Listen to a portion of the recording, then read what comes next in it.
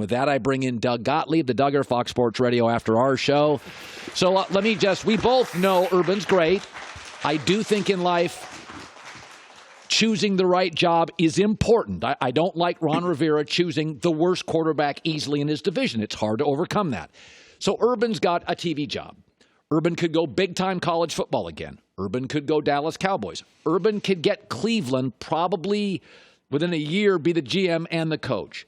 If you were his agent, where should Urban go? Well, again, I think you guys are talking about the Browns job. Let's start with the Browns job. Okay. What I feel like is going on. Okay. You got John Dorsey. He has his list of candidates. Right. Okay. His list of candidates are Eric Bieniemy, who, when he was in Kansas City, Bieniemy was there. Yeah. Right. You got Kevin Stefanski, who was a candidate last year, and he chose not to pull the trigger. Right. Those are his guys, and he would remain employed. Then you hear about Josh McDaniels. You think Josh McDaniels coming in and working for John Dorsey? Zero chance. You think Urban Meyer's coming in and working for John Dorsey? Zero chance. Mike McCarthy and he, I believe, were together in Green Bay. They were. He did not hire Mike McCarthy last year. So again, there's two pools of candidates here. There's the candidates that John Dorsey would like to interview because they would keep him gainfully employed and he get to see, okay, was it the coaching? Is that what plays out with Baker Mayfield? Or, and this is maybe really interesting to me, is, you know, if you hear these other names being interviewed, that means that John Dorsey's out, and it also puts Baker Mayfield very much on the hot seat in terms of his position. And that's where I actually think that the Urban Meyer thing makes sense. I just do. Because would we agree they have talent on the roster? Yes, Cleveland does. Okay. So I sat in your seat, this is a couple months ago, and I asked Urban Meyer about why he chose Florida over Notre Dame, and take a look at what he said. It's coming. Okay. Any second. Oh, we don't have it. Oh, we don't have it. I'm sorry. He said it was because of the talent, right? What you said as far as Lou Holtz telling him, but also he looked at the roster. You've proposed that he takes the Dallas Cowboys job, and he's romanticized about the Dallas Cowboys job. Right. And they do have a roster. But you know what you can't do if you're the head coach of the Dallas Cowboys? What? Can't pick your GM, right? That GM is already chosen. But can I push back? Dak is the kind of Alex Smith athlete he succeeded with. No question. Look, all the other parts of the Dallas Cowboys. If I'm Dak, I want Urban. All the other parts of the Dallas Cowboys make sense, okay?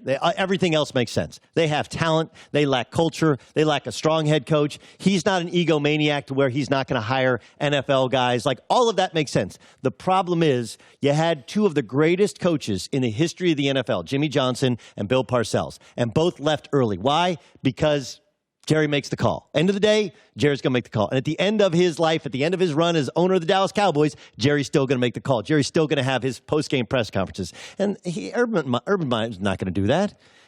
He's been a college coach. He's not working for anybody other than maybe the owner, but the owner can own and sit up in his box. See, That's why Cleveland makes sense, because if he comes in, he's from Ohio, he's the king there, and he can pick his GM and his president. Okay, I'll make an argument that you say Cleveland makes sense. I think Dallas does. Let me argue this. Okay. New York's better than both. Here's why.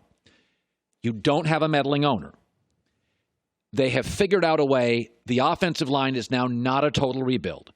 Urban loves power running backs, and Urban likes quarterbacks who can move.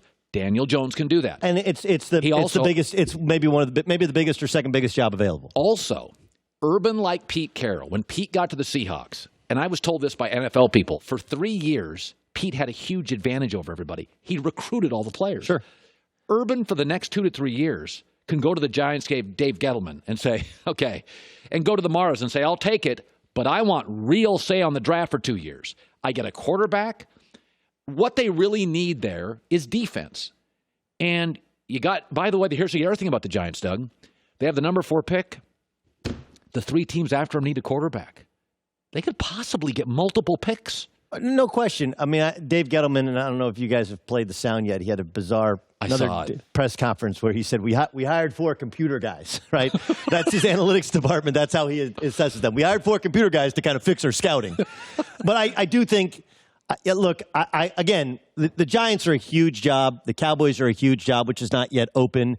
I'm sure that, but the reason Ron Rivera makes sense in Washington, I disagree with you. I agree with you. I don't think Haskins he's just too slow-footed. He struggled to get up to speed with the playbook. He doesn't have very many starts. He's a baby. I understand. I mean, there's still the potential of Alex Smith, who wants to play, is under contract, and Alex Smith can get you to the playoffs. Obviously, there's a ceiling there. And so maybe that's – but I think that Ron Rivera is going to do exactly what McDermott did in Buffalo, right?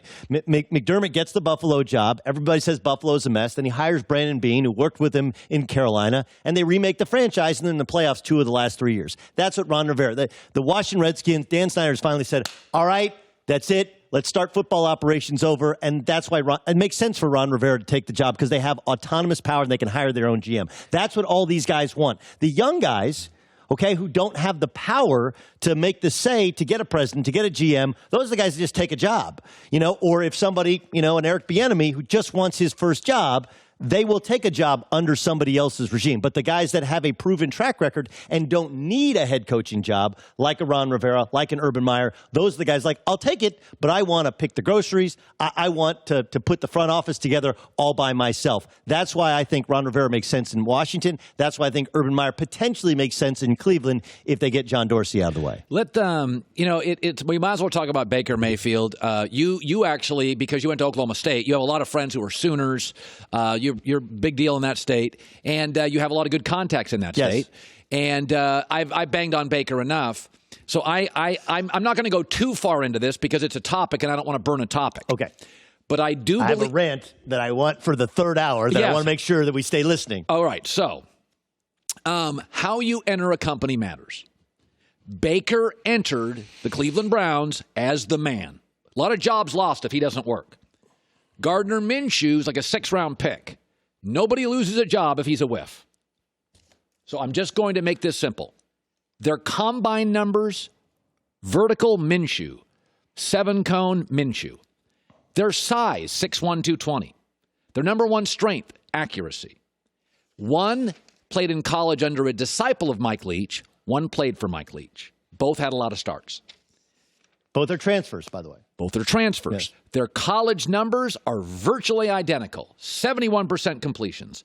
Huge TDs, no picks. 4,700 yards. Also, by the way, the difference is Gardner Minshew and Baker are the same damn guy. The difference is when you enter the company as the man, you'll be given third, fourth. You know the difference between these two? One doesn't burn himself in front of a microphone. One's likable in front of a mic. One's cocky. They're the same. My argument is this is what Baker is. He's Gardner Minshew, and we just can't own it. This reminds me of? You guys remember Anthony Bennett, the number 1 overall pick in the NBA draft? Yeah, I do. UNLV. Who flamed out? Yes. Okay, I'll never forget this. I had a conversation with a couple guys in the Cleveland Cavaliers front office at the time, and they said, look, Anthony Bennett didn't make it because he didn't have a great work ethic. His shoulder was hurt. We couldn't get him up to speed. Like it didn't work. But he was if you go back and look at that draft, with the exception of Victor, it was a terrible draft. With the exception of Victor Oladipo, who everybody missed on, that entire lottery is a mess. Right. Half the guys in the lottery aren't in the league. The problem is Anthony Bennett went number 1 overall. The number 1 pick is just different. This is what you and I both said at the time, which is you just can't, because you have to play the number 1 pick, and he has to work. And if it doesn't, like the number 2 pick doesn't work, like look, Lonzo Ball's been traded. I mean, you go back and look at how many NBA number 2 overall picks haven't worked. Most don't. But many do not. Correct. But when the number 1 pick doesn't work, when you're Olu Akande, right? Or you're, in this case, Baker Mayfield or Couch, who, of course, was the last number 1 overall pick they had start at quarterback the entire season, it becomes a bigger thing. So that's when trying to evaluate the number 1 overall pick, there's a different level of evaluation in how it has to work, how he has to purport himself. And I heard your rant yesterday, Joy, and it was right. Like, just what do you, Baker Mayfield, I get that you want to fight every fight, but the fact that no one has pulled him aside and said, like, hey, dude, you have to evolve. Right? Like in relationships, we have to evolve. Like the people we marry, we kind of grow together. Like you can be that cocky, brash guy. That's what makes you from a walk-on to a Heisman Trophy winner to a number 1 overall pick. But you have to evolve. And he is the same guy. And he makes no apologies for being the same guy. But that's not a franchise quarterback. That's not a number 1 overall pick. And that's why it's a much bigger miss. Can any of us tell, do anybody know picks 2 through 10, and that, I mean, we both know Darnold, right? Right. But there are other picks that are whiffs in that same draft a couple of years ago. We don't point out because they're not number 1 overall. Yeah, and I really do think I think Baker is overwhelmingly Gardner Minshew. Minshew is, they got Nick Foles. They're going to get another guy. I think Baker was way overdrafted. Yes. I mean, look, this is Dak Prescott, 4th-round pick. Russell Wilson, 4th-round pick. Underdrafted. So we're underdrafted. So our evaluation of them early in their career, it's like Russell Wilson, his first year, 9 times he threw for less than 200 yards. Right. 9 times. And everybody's like, what a great rookie. You're like, no, they just said don't lose the game. And they slowly spoon-fed him. And ultimately, he became one of the elite quarterbacks in the NFL. Baker Mayfield drafted number 1 overall. He starts playing. He has a little bit of success at the end of and now all of a sudden, second year, we expect him to be as good as he thinks he is. And we start to realize that there's a reason that he was a walk-on, but he could have played Division I elsewhere. Like his ego, many of his intangibles outsized that of his actual tangibles, and that seems to have hit a ceiling, combined with all of the mistakes he's made on and off the football field. All right. Hi, everybody. Thanks for watching. Subscribe here to get the latest from the show. Also, be sure to check out more of the best clips from The Herd or go watch a few segments from other shows on FS1.